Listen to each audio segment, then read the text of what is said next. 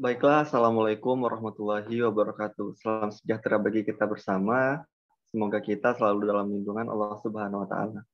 Puji dan syukur kita ucapkan atas kehadirat Allah Subhanahu wa Ta'ala yang telah memberikan rahmat dan karunia-Nya kepada kita bersama, sehingga kita dapat berkumpul pada perkuliahan kita kali ini, mata kuliah manajemen bencana.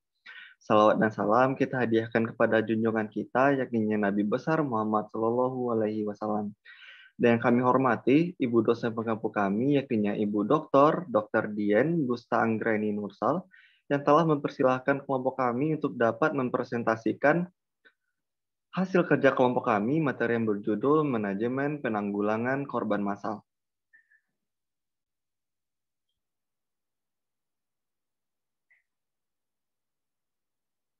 Berikut adalah anggota dari kelompok 2. Yang pertama, saya sendiri Andama Rizky Maulana. Selanjutnya ada Murzaidah Fatwa, Angela Fortuna, Nada Karisa Zahrani, Asa Alvin Wendra, Putri Andini, Asya Firnandia, Rahmat Al-Ikram, Bunga Helmadi, Roseta Nashwa Yuliza, Dela Desmita Sari, Saidati Asfiza Henda, Mardiah Putri Algani, Sylvia Amanda Lodi, Tasya Arifia, Muhammad Farhan Mantofani, dan Zil Mahindra. Selanjutnya teman-teman semuanya, berikut merupakan pokok pembahasan kita pada kali ini. Yang pertama, definisi manajemen korban massal. Selanjutnya ada penata laksanaan di lapangan. Yang ketiga ada perawatan di lapangan, mekanisme triase, tindakan pertolongan pertama. Selanjutnya ada pos penataan evakuasi, dan yang terakhir adalah penerapan rencana pelaksanaan korban bencana massal di rumah sakit. Baiklah, langsung saja untuk pembahasan pertama mengenai definisi manajemen korban massal yang akan dijelaskan oleh rekan kami, yakni Zil Mahendra. Kepada Zil, disilakan. Baik, terima kasih moderator. Untuk topik bahasan pertama kita yaitu terkait dengan definisi manajemen korban massal, yaitu serangkaian kegiatan yang didesain untuk mengendalikan situasi bencana dan darurat dan untuk mempersiapkan kerangka untuk membantu orang yang rentan, juga untuk menghindari atau mengatasi dampak bencana. Dalam Kemenkes nomor 45 garis miring Menkes garis miring SK garis miring 1 garis miring 2007, korban massal adalah korban akibat kejadian dengan jumlah relatif banyak oleh karena sebab yang sama dan perlu mendapatkan pertolongan kesehatan segera dengan menggunakan sarana, fasilitas, dan tenaga yang lebih dari yang tersedia sehari-hari.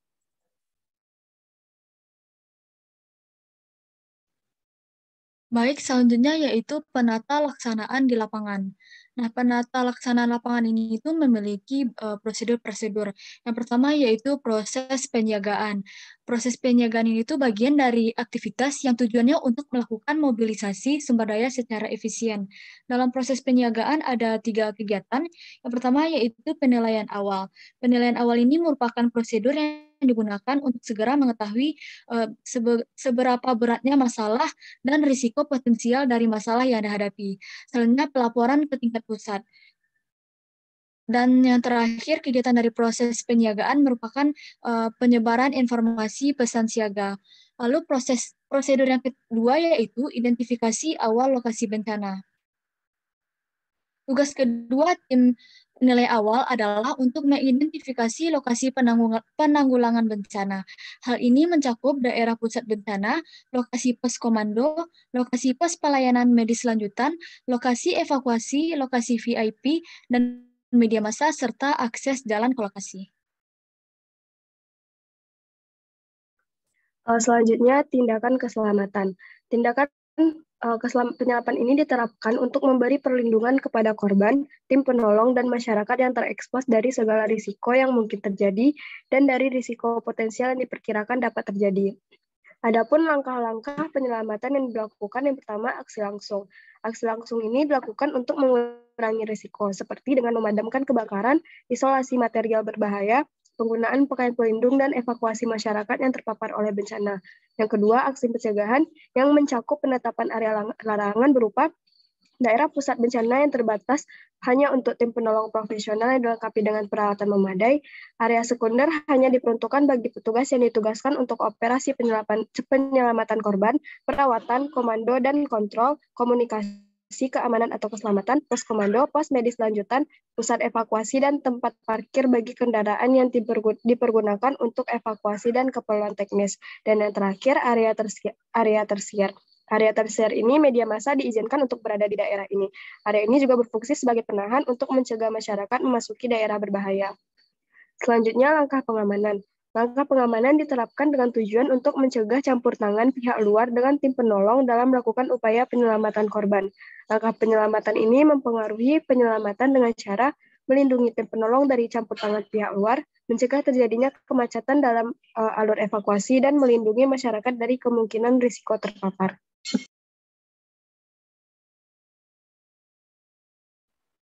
Selanjutnya yaitu ada pos komando.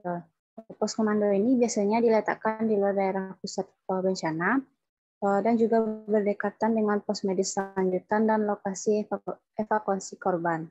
Nah, pos ini harus mudah dikenali dan dijangkau dan juga dapat mengakomodasi semua metode komunikasi, baik radio maupun visual. Nah, adapun tenaga pelaksana dalam pos komando ini biasanya berasal dari petugas-petugas dengan pangkat tertinggi dari kepolisian, dinas pemadam kebakaran, petugas kesehatan, dan anggota bersenjata.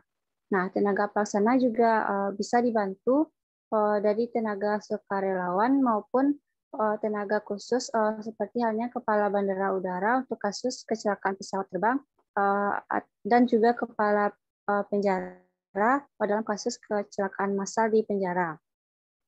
Petugas-petugas pelaksana pos komando ini harus saling mengenali satu sama lain dan juga menyadari peran masing-masing dan juga sering berinteraksi agar terjalinnya koordinasi yang baik antar sesama petugas. Nah, pos komando ini merupakan pusat komunikasi atau koordinasi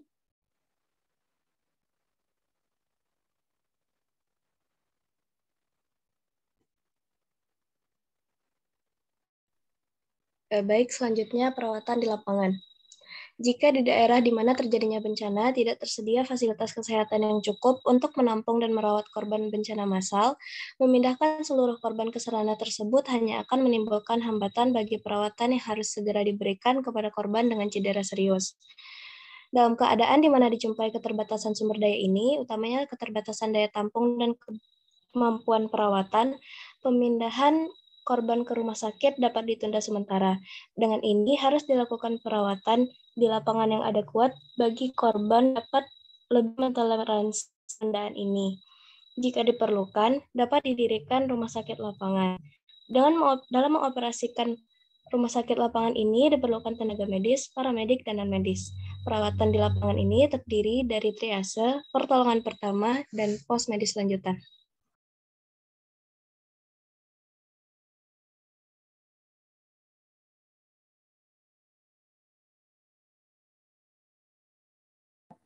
Baik, selanjutnya materi yang ya.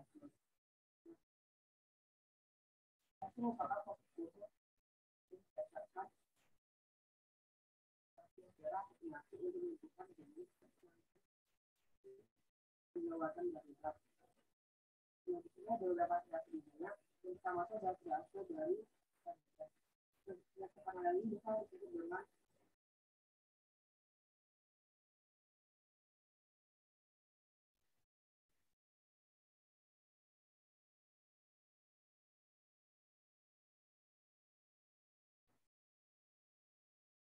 dengan apakah suara dengar?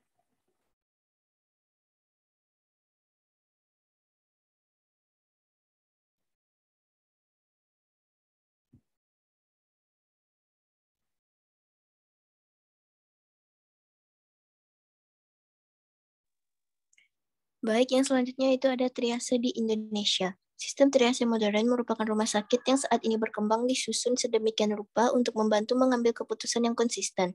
Semua metode triase 5 level menetapkan petugas yang melaksanakan triase adalah perawat yang sudah terlatih.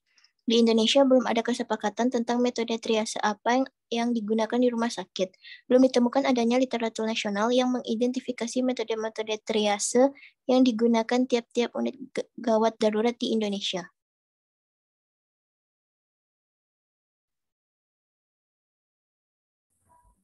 Selanjutnya adalah prinsip dari triase. Berdasarkan Permenkes RI nomor 47 tahun 2018, prinsip triase diberlakukan sistem prioritas, yaitu penentuan atau penyeleksian mana yang harus didahulukan mengenai penanganan yang mengacu pada tingkat ancaman jiwa yang timbul berdasarkan yang pertama, ancaman jiwa yang dapat mematikan dalam hitungan menit, yang kedua, dapat mati dalam hitungan jam, yang ketiga, trauma ringan.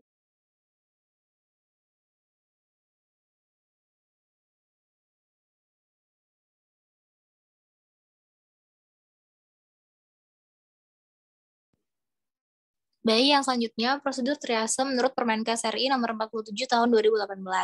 Yang pertama, pasien datang diterima tenaga kesehatan di IGD rumah sakit. Kemudian di ruang triase dilakukan pemeriksaan singkat dan cepat untuk menentukan derajat kegawat daruratannya oleh tenaga kesehatan dengan cara menilai tanda vital dan kondisi umum pasien, menilai kebutuhan medis, menilai kemungkinan bertahan hidup, menilai bantuan yang memungkinkan, dan memprioritaskan penanganan definitif. Namun, bila jumlah pasien lebih dari 50 orang, maka triase dapat dilakukan di luar ruang triase atau di depan gedung IGD rumah sakit. Kemudian yang terakhir, pasien dibedakan menurut kegawat daruratannya dengan memberikan kode warna. Yang pertama, kategori merah untuk prioritas utama, yaitu pasien cedera berat yang kemungkinan besar dapat hidup bila ditolong segera. Yang kedua, untuk kategori kuning, yaitu prioritas kedua, adalah pasien yang memerlukan tindakan definitif dan tidak ada ancaman jiwa segera. Yang ketiga, kategori hijau untuk prioritas ketiga, yaitu pasien dengan cedera minimal, dapat berjalan dan menolong diri sendiri atau mencari pertolongan.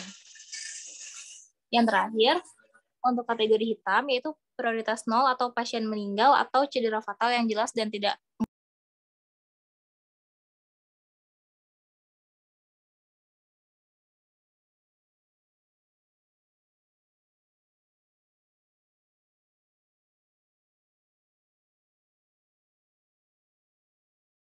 Baik, selanjutnya adalah tindakan pertolongan pertama.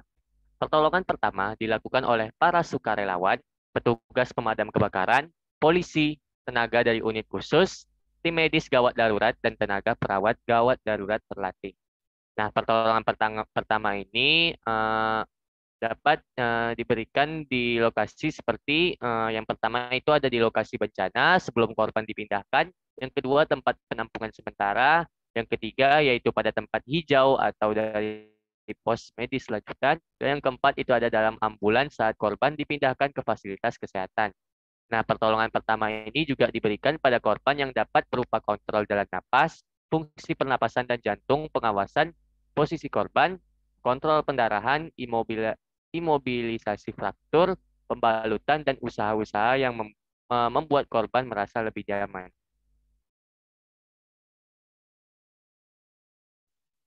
Kemudian kita akan membahas tentang pos penataan evakuasi. Jadi pos penata laksanaan evakuasi ini berfungsi untuk yang pertama mengumpulkan korban dari berbagai pos medis lanjutan, kedua melakukan pemeriksaan ulang terhadap para korban, ketiga meneruskan dan memperbaiki upaya stabilisasi korban, dan yang terakhir adalah memberangkatkan korban ke fasilitas kesehatan tujuan.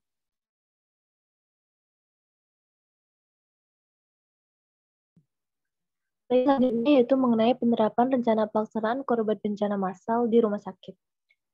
Rumah sakit memainkan peran penting pada saat terjadi bencana, terutama pada penyediaan jasa layanan kesehatan untuk mengurangi dampak mortalitas dan juga kesakitan akibat bencana. Maka dari itu, penata laksanaan korban bencana massal di rumah sakit perlu disiapkan agar pada saat terjadi bencana, rumah sakit dapat menjalankan perannya secara optimal sehingga dapat membatasi dampak kesakitan akibat bencana. Adapun bentuk penerapan rencana penata laksanaan korban bencana massal di rumah sakit terbagi menjadi 3. Yang pertama yaitu penerapan dan pengobatan, penerimaan dan pengobatan di rumah sakit. Penerimaan dan pengobatan korban massal di rumah sakit ini dilaksanakan dengan memperhatikan metode triase, yaitu memilih berdasarkan prioritas atau ancaman hidup. dari klinisi yang telah berpengalaman. Dengan demikian, korban dengan prioritas tinggi akan segera mendapatkan tindakan medis sesuai dengan ketentuan yang telah ditetapkan. Dengan demikian, tindakan pertama ini bertujuan untuk menyelamatkan nyawa dan menghindari komplikasi atau bentuk masalah sekunder yang lebih besar. Adapun hal yang perlu diperhatikan dalam tahap ini yaitu yang pertama, proses penyiagaan. Pada saat ditemukan korban bencana, maka pihak terkait akan menghubungi unit gawat darurat rumah sakit untuk kemudian rumah sakit menyiapkan rencana penanganan korban dan menunjuk tenaga medis yang membantu penanganan korban. Yang kedua ada mobilisasi. Aspek mobilisasi rumah sakit juga harus dalam keadaan yang optimal agar memudahkan akses tenaga kesehatan dalam menangani korban bencana. Apabila suatu bencana menimbulkan korban yang banyak, maka tim siaga penanggulangan bencana di rumah sakit harus segera diberangkatkan ke lokasi kejadian untuk membantu pertolongan pertama bagi para korban bencana. Yang ketiga, pengosongan fasilitas penerima korban.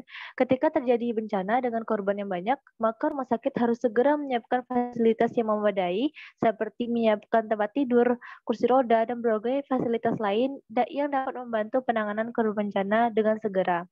Dan yang keempat yaitu perkiraan kapasitas rumah sakit, di mana rumah sakit juga harus mengetahui kapasitas korban yang dapat ditampung dan dengan memperhatikan aspek ketersediaan alat kesehatan, fasilitas seperti tempat tidur, jumlah kamar, dan sebagainya, hingga jumlah tenaga medis yang tersedia. Sehingga apabila rumah sakit tidak dapat lagi menampung, maka korban bencana akan dialihkan ke fasilitas kesehatan lain yang sesuai dengan prosedur yang telah ditetapkan. Baik, selanjutnya yaitu penerimaan pasien. Dalam menerima pasien yang meliputi korban bencana secara massal, maka perlu adanya berbagai persiapan sebagai berikut. Yang pertama yaitu persiapan lokasi, yang kedua persiapan tenaga kesehatan, yang ketiga komunikasi yang baik dengan petugas lapangan. Dan selanjutnya tempat perawatan di rumah sakit atau tempat perawatan merah, tempat perawatan kuning, tempat perawatan hijau, tempat korban dengan hasil akhir, dan tempat korban meninggal. Baik, untuk selanjutnya itu evakuasi sekunder, di mana dalam melakukan evakuasi sekunder ini harus disertai dengan standarisasi tenaga medis di rumah sakit pertama, sehingga kondisi pasien ini dalam perjalanan menuju rumah sakit rujukan tetap terkontrol oleh petugas medis.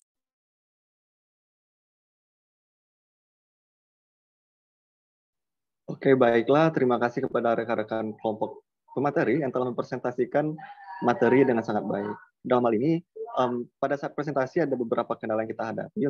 Untuk selanjutnya, kepada rekan kami, Farhan Mantovani, disilakan untuk dapat mempresentasikan bahasan terkait manajemen triase ini. Baik, terima kasih pada Dama. Sebelumnya saya ingin meminta maaf pada rekan-rekan semua dan pada penonton atas kesalahan teknis yang terjadi. Jadi mekanisme triase ini merupakan salah satu proses khusus memilah pasien berdasarkan beratnya cedera atau penyakit untuk menentukan jenis penanganan atau intervensi apa sih yang kita lakukan saat kegawatan darurat. Nah, di sini ada beberapa triase di dunia. Yang pertama itu kita akan membahas dari triase di Kanada. Nah, triase Kanada itu biasanya disebut dengan the Canadian Strength and Equity Scale atau disingkat dengan CTAS. Nah, CTS ini pertama kali dikembangkan tahun 1990 oleh dokter yang bergerak di bidang gawat darurat. Nah, konsep awal dari CTS ini mengikuti konsep dari ATS, di mana prioritas pasien disertai dengan waktu yang diperlukan untuk mendapatkan penanganan awal. Nah, CTS ini juga dilengkapi oleh rangkuman keluhan dan tanda klinis khusus untuk membantu petugas melakukan identifikasi sindrom yang dialami pasien dan menentukan level dari triasenya. Jadi, metode pada CTS ini juga haruskan pengulangan triase dalam jangka waktu tertentu jika ada perubahan kondisi pasien ketika dalam observasi. Biasanya penilaian itu dilakukan selama 2-5 menit, namun bila pasien dianggap kategori CTS pertama dan 2, maka harus segera dikirim ke area terapi. Yang kedua ada dari triase di Inggris. Nah, triase di Inggris ini disebut dengan Manchester Scale atau MTS. Nah, metode ini digunakan terutama di Inggris dan di Jerman. Ciri khas dari MTS ini adalah identifikasi sindrom pasien yang datang ke unit gawat darurat diikuti oleh algoritma untuk pengambilan keputusan. Berdasarkan keluhan utama pasien, ditetapkan 52 algoritma, contohnya seperti algoritma trauma kepala, algoritma nyeri perut, algoritma trauma kepala, dan algoritma nyeri perut. Nah, dalam tiap algoritma ini ada diskriminator namanya yang menjadi landasan pengambilan keputusan. Nah, diskriminator tersebutlah adalah kondisi klinis yang merupakan tanda vital seperti tingkat kesadaran, derajat nyeri, dan derajat obstruksi jalan nafas. Dan yang ketiga, ada triase di Amerika Serikat. Nah, triase Amerika Serikat ini disebut juga dengan Emergency Severity Index atau disebut dengan ESI. Dan pertama kali itu dikembangkan pada tahun di akhir 90-an. Nah, ditandai dengan dibentuknya Joint Triangle 5 Level Task Force oleh the Emergency Nursing Association dan American College of Psychiatry untuk memperkenalkan 5 kategori triase untuk menggantikan 3 kategori sebelumnya. Nah, perubahan ini berdasarkan pertimbangan kebutuhan akan presisi dalam menentukan prioritas pasien di UGD, sehingga pasien terhindar dari keterlambatan pengobatan akibat kategorisasi terlalu rendah atau sebaliknya pemanfaatan UGD yang berlebihan untuk pasien yang non-urgent akibat kategorisasi yang terlalu lebih tinggi. Sekian saya kembali kepada Dama. Baiklah, terima kasih kepada Farhan atas penyampaian materi tambahannya. Dalam hal ini, kelompok kami juga memberikan suatu kesimpulan bahwasanya bencana merupakan rangkaian peristiwa akibat faktor alam maupun faktor non-alam yang mengancam kehidupan manusia dan menimbulkan banyak kerugian, baik berupa kerusakan alam, kerugian harta benda, dampak psikologis, hingga korban jiwa. Indonesia merupakan salah satu negara yang rawan akan bencana. Hal ini disebabkan oleh berbagai banyak faktor, mulai dari geografis, geologis, hidrologis, dan demografis. Oleh karena itu, perlu adanya penerapan manajemen penanganan korban massal ini akibat bencana yang dikelola dengan baik, agar dapat meminimalisir dampak kesehatan hingga kematian akibat bencana ini. Selanjutnya, dengan adanya penerapan manajemen bencana yang baik, maka diharapkan dapat mengoptimalkan peran dan kerjasama antar elemen dalam menangani korban massal akibat bencana ini, sehingga dapat minimalisir bentuk kerugian yang timbul akibat bencana, seperti yang telah kami uraikan sebelumnya ini, terutama dalam hal angka kesakitan dan kematian akibat bencana ini. Baiklah, teman-teman semuanya, sekian yang dapat kami sampaikan terkait materi manajemen korban massal ini. Terima kasih atas perhatiannya. Terima kasih kepada rekan-rekan kelompok penyaji yang telah memberikan materi dengan sangat baik. Oleh karena itu, saya selaku moderator, Anda Maristi Maulana, pamit undur diri. Assalamualaikum warahmatullahi wabarakatuh.